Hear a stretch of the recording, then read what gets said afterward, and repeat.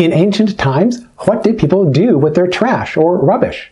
The answer to this question can be variable depending on the cultural group and time period. In every case, though, some form of waste disposal was necessary. This topic tends to be overlooked in most fictional portrayals of the past, and even in many non-fictional or scientific reports. The complete details may not be necessary, but at least an awareness of waste disposal can go a long way toward depicting an ancient site or society accurately and convincingly in both fictional and non-fictional work. When I refer to ancient waste disposal, then I refer not only to the various forms of sewage, but also to the discard of food remains, the debris from making tools, and the different outcomes of trash heaps, pits, and other disposal patterns. Although waste disposal is necessary, it usually is not the first concern of people. Typically, when people choose a place to live or when they design a settlement or land use pattern, then the first concern is about the food and water supply. Where will people access a reliable source of fresh water suitable for the size of the population?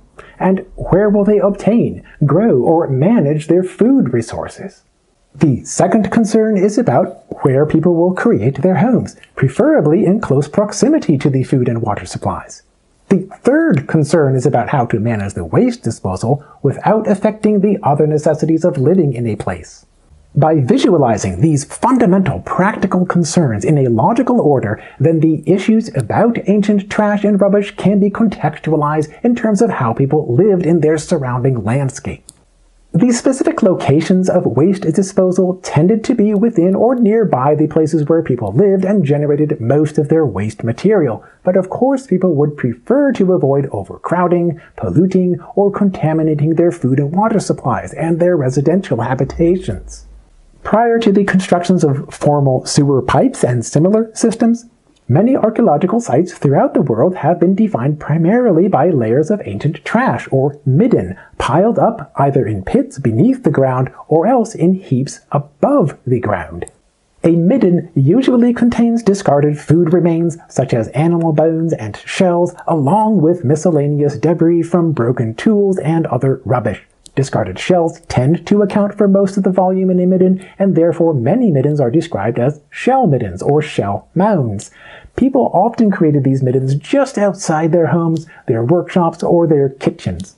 The discarded shells and other trash usually were burned periodically and perhaps even on a daily basis in order to reduce the unpleasant odor and to minimize the potential for pests and diseases. In some cases of houses built on stilts or piles positioned above or directly beside a river, lake, or ocean, people in the past may have discarded their waste into the water. The items in archaeological trash pits or heaps refer to the last time when an object was used after it was abandoned or forgotten, after it was broken, or after it had gone through a few steps of being repaired, reworked, or recycled. In some cases of intensive workshops, the manufacturing debris can show extensive concentrations of discarded raw materials and byproducts, especially in places such as geological mines or quarries where people found the raw materials in abundance near their natural sources. People may have concentrated their efforts only on the highest qualities of rocks or minerals while allowing other pieces to be abandoned as debris or debitage, at least temporarily.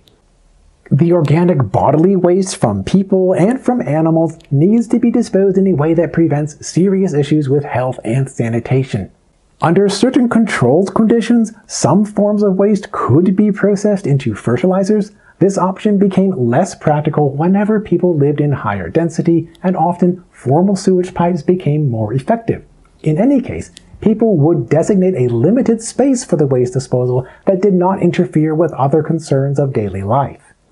Whatever people did in the past with their trash or with their waste disposal systems, at least some traces or remnants have survived in the archaeological records of ancient site ruins and landscapes. By understanding how these aspects functioned within the larger scope of daily life, archaeologists can clarify more accurately about what happened in the past, and creative writers and artists can depict these scenes more authentically. Even without knowing all of the detailed archaeological findings, at least the basic information can offer a more realistic and effective portrayal of how people lived in a place during the past. Whether portraying the past in fact or in fiction, what questions would you want to ask about ancient trash, or what people did with their rubbish? As always, thank you for watching. I will see you in the next video.